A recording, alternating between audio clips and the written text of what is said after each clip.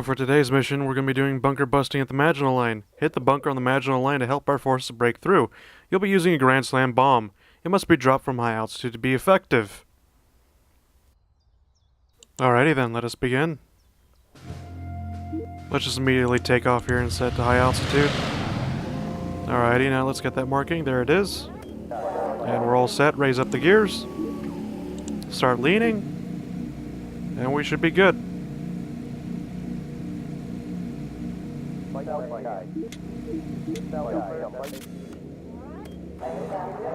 So I'm starting to notice that a lot of these missions are kind of ending up to be the same. Go high altitude in the middle of the night, and then drop a Grand Slam bomb on a fortification. And we already got some enemy fighters, which is just lovely. I just love it when the Germans are just hiding out over the English Channel waiting for my ass. Maybe they won't see me, who knows. Alright, we got that recon. Okay, now we're starting to shoot them. If they didn't know we're here, they definitely know we're here now. Boyle, get into the Top Gunner since we're not at high altitude yet. I'll put you on incendiary, or no, actually, you know, we'll be fine without it. It's just 3 fighters, they can't really do that much damage to us. Yeah, they're already getting shot down. They're just tiny little fighters, just little nuisances. It's like the little gnats that just won't leave you the hell alone.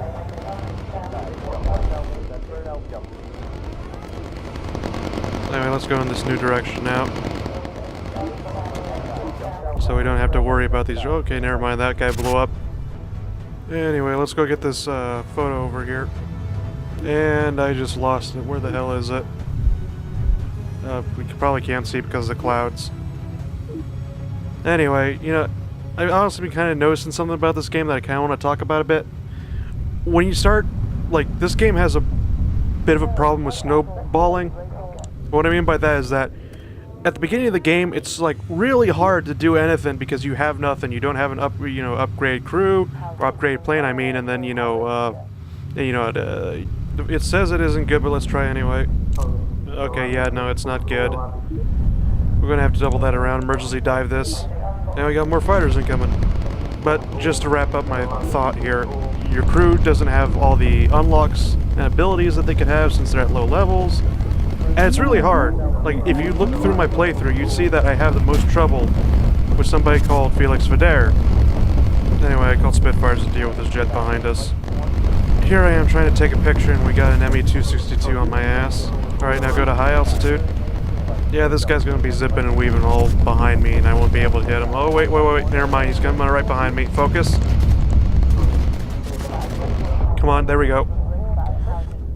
Speaking about Me-262s, one of the things that I've learned about them is that they did indeed have rockets. And in an earlier episode, I had, like, rockets fly right underneath me, and I was wondering what the hell that was all about. And sure enough, it was the Me-262. It was one of the, what were they called? The R4M rocket packs. They're like rocket pods, but they fit under like a pack underneath the wings. There's bigger ones that go underneath the nose, but those I don't know about. But yeah, the R4M rockets were like 12 rockets on each wing, and I mean, it was one of the tactics of the Me-262 when attacking a bomber, like a B-17 or something like that, to use one of these rockets. And as far as historical records go, 1 or 2 rocket hits could bring down a B-17. However, as it's modeled in this game, it gets right behind you, and then a 7-second countdown starts, which, you know, I guess that's to be fair with the player, because if you get hit by it, you're pretty much a goner, but I don't know, if I were an Me-262 pilot, I wouldn't be worrying about rockets too much. I'd be more or less focused on the 30mm cannons that I have to rip a bomber a new one. But anyway, I'm just kind of rambling now. I'm doing a whole bunch of things without necessarily explaining what I'm doing, but anyway, we're going to be doing this, heading over here now. There is another photo or optional recon that I want to take that leads me right into the Flak again, so let's evade the Flak. Here we go back into the lion's den. And I think actually evading the Flak is making us go right into the Flak instead. But hey, you know what? Let's not worry about that. I'm sure we're going to be perfectly fine. Nothing bad can happen to us. I say as Fritz is... Okay, returning to base. For a second there I was just like, what? A surprise ace? But anyway, there's the photo that we need to take. Hopefully we can get to it without getting hit. I'm not hearing any, like, large thunk noises that imply that the flak actually hit us, but it's certainly exploding. Actually, you know what? It's probably good enough in the day that we could go to medium altitude, so let's go that. Just to avoid the flak, because the higher we are up, the harder we are to hit. There's most just flak 88s around here, so they can't hit too high up. They can get to medium range, but they're going to need like the 150mm or the 127mm flaks. Oh my god, are you kidding me? I'm not the only one that's seeing this right now. Just the game was just like, no, screw you, we're going to have sudden overcast. God, what have I done? What have I done to upset you? Why have you done this to me? Anyway, we could just turn back around right here. No problem. We just got some pesky Germans that think they could shoot us down right now. Alright, here we go. Just go defensive, keep them off us while we take the picture. Say hello, Fritz! Anyway, let's start going back up the altitude once we get our waypoint here. Or wait, yeah, there we go. George's always got the waypoint. Let's just go up to high now.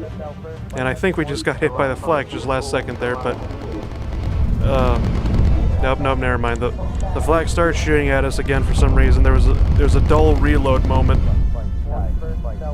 But anyway, we're shooting the fighters down now. But yeah, I don't even think that... Yeah, you know, he didn't get to us at all.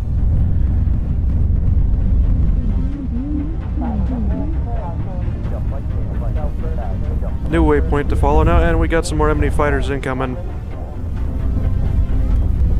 They never seem to stop coming now, do they? Let's just tag these guys here, and then I'm going to evade flak.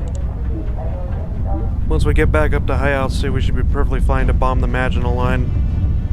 I'm just happy that they're just fighters and not some sort of Ju-88 or Bf-110. Bf-110s aren't really a problem anymore. It's mostly the Ju-88s, and especially if the Ju-88s come in groups. Do they become a real problem? Because that's how I got my first plane shot down. Speaking of which, these guys go after themselves for shooting at me. Don't they know I'm an honest, hard-working Britishman, just trying to do his job? Here I am trying to fly out, basically deliver this package to Jerry, and then they just gotta come and ruin it. It's just a nice care package, guys. Come on. It's just a nice care package. It's not a bomb. I'm not gonna drop this on Maginot Line. Oh my god, that was one of our engines. That was one of the engines I had the Mark V armor on. How did... Oh, the flak. It's the flak that's hurting us, not necessarily them. Alrighty then, let's get the hell on out of here. Once again, overconfidence is a slow and insidious killer. I should learn to keep my mouth shut about such things. Anyway, those fires didn't last long. Oh boy, yeah, we kind of got a lip ripped up there on the right side there. But anyway, I think there's the target right there. And we just lost it again because George can't see at this altitude. Oh, yeah, I kind of see why we always do these at night. I just wish it stayed night longer in these games. I hardly doubt that a Lancaster could actually be flying for an entire day. Oh, there it is. Let's lock right onto that. Yep, here we go. Come on, come on, come on, come on. McIntyre, get down to the bomb base. Okay, you're already there. Good job.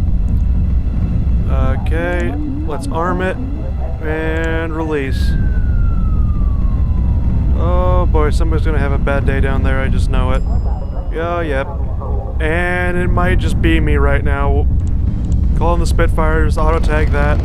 Let's find out what the hell do they send at us right now. There goes. Oh, okay, yep, there's the comments. It's always the comments. Why is it always the comments? Why is it every time we blow something up with a Grand Slam bomb, they send the comments after us? Can't they just, you know... Like I said earlier, I'm just an innocent poor Britishman trying to do his job. I'm completely innocent. I didn't murder anybody. I didn't drop bombs on anybody, I swear.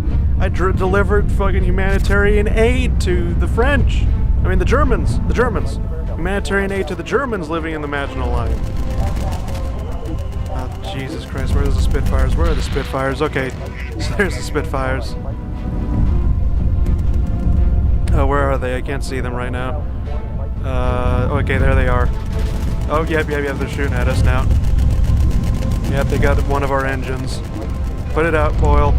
Just start leaning that fuel as well. Get me the hell out of this flag, get me away from those jets, get me out of this continent, get me out of Germany, get me out of France. I want to go back home to England now. And the other engine went out. Oh no, okay, start transferring fuel. Yeah, no, transfer fuel, yeah. Tank 1, left wing. Okay, we got fire in the engine 1 again. This flag's hitting us pretty hard now. So are the Comets for that matter, but the Spitfires are on them, so we shouldn't worry about that too much. Alright, Boyle, I'm gonna have you go down the ventral turret now. No, Boyle, come on. Help, my mouse isn't cooperating with me, come on. Nope. Jesus Christ almighty. Okay, we're just gonna yeah, AP ammo, you need to reload. Or you need to sit down, actually. Because you're all sorts of fucked up right now. Kiss your ass goodbye, you sauerkraut lover. And those 3 jets kind of ruined us right there. Got 2 engines out. I'm going to need Boyle to start fixing that. Fix that engine on the left first, though. That's where we got all the fuel at, if I remember correctly. Anyway, yeah. Hopefully nothing happens while he's... Oh, Jesus. I have no idea why I'm getting scared by the goddamn Spitfire leaders now. It's just... When I usually see that, it's otherwise, you know, Bomber Command telling me what to do, or it's otherwise some enemy ace trying to kill me, and first thing I see when the Spitfire leader comes on is the gas mask, and it's just like, oh god, enemy ace. But no, it's just them returning to base because they don't have as much fuel as we do. Did you fix the engine? Yeah, you did, alright. The first Nangle, you go take a rest on the bed before you start bleeding out too. Don't need anything to happen to you guys. Well, get to the other side now, fix that engine. Don't die on me now. I mean, nothing's bad's gonna happen to you because there's no enemy fighters, but, you know, it's just...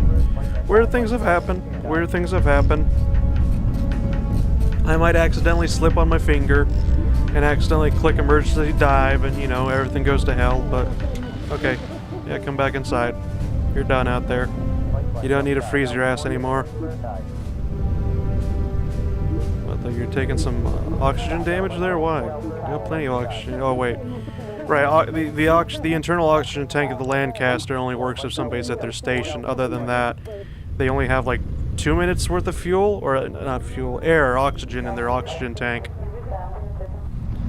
Anyway, we got another fighter down there, which is not making me happy, because if it's usually one guy, it's usually a Ju-88 on patrol, especially at this time now since it's night. There's another one over there, but there's Flak below us, which can't reach to us. But yeah, we just bombed the Maginot Line. I really don't know what to say about the Maginot Line. I mean, it's... As far as defenses go, it's one of the best defenses ever made. I mean, it literally blocked Germany outside of France, and it was an impenetrable wall. But the French never took... Oh god, there's another fighter. The French never took into account, just like, hey, what happens if Germany invades our neighbors and goes around the Maginot Line? Wouldn't that be funny now, wouldn't it? I never understood the French, basically. Bunch of surrender monkeys, if you ask me. Not to insult the French, but it's just like... Yeah, you kind of did nothing when you said you were going to protect Poland. And you just kind of sat there and let Germany attack your neighbors. And then you just kind of sat there as Germany attacked Paris. Yeah, I'm not gonna, you know, I'm not insulting the French. I'm just merely stating the obvious. I'm not saying the French didn't fight either. I mean, there was a lot of Frenchmen that did fight. And there's even a lot of legends, basically, of like the Char 2B tanks taking on Panzer divisions by themselves, simply because like the Panzer 3s and the Panzer 2s couldn't penetrate the armor of a Char B, and yet the Char Bs would be wrecking house on Panzers in urban combat because it's just like all they had to do is park themselves down a main street in town and just let the Panzers roll on up and essentially just get annihilated by that huge cannon right in front of it. But other than that, the French figured out that baguettes don't make good artillery shells, and that maybe they should develop their mechanized force a little bit more, because there was a bit of trials with mechanized, you know, half-tracks. France did have half-tracks when Germany invaded, but sadly they never utilized them very well. Or at all, basically, because mostly it was the French people that didn't want to fight. Why die for Danzig is a common slogan that was used back in World War II. If they actually stood up against Hitler's aggression and attacked when they were focusing on Poland, maybe things wouldn't have lasted so long in the war. Maybe the war would have been over a lot quicker, who knows. The reason why I'm saying this now is because I know the knowledge of World War II. Back in those days, they didn't know what was going to happen because that was tomorrow. We don't know what's going to happen tomorrow in our lives. They didn't know what's going to happen tomorrow in their lives. Regardless, it's better to die fighting than to die because of inaction like what happened. Anyway, we're touching down. Somebody probably is going to give me hell for that, saying that the French were the greatest fighters in World War II, and I'm just going to be like, well... Yeah, you could point out a single Frenchman or even a group of Frenchmen that did very well. I mean, I know some French soldiers fighting the Italians did tremendously well, but it's the whole, it's the country that I'm talking about, not necessarily the troops. But once again, I'm rambling. Anyway, everybody returned home.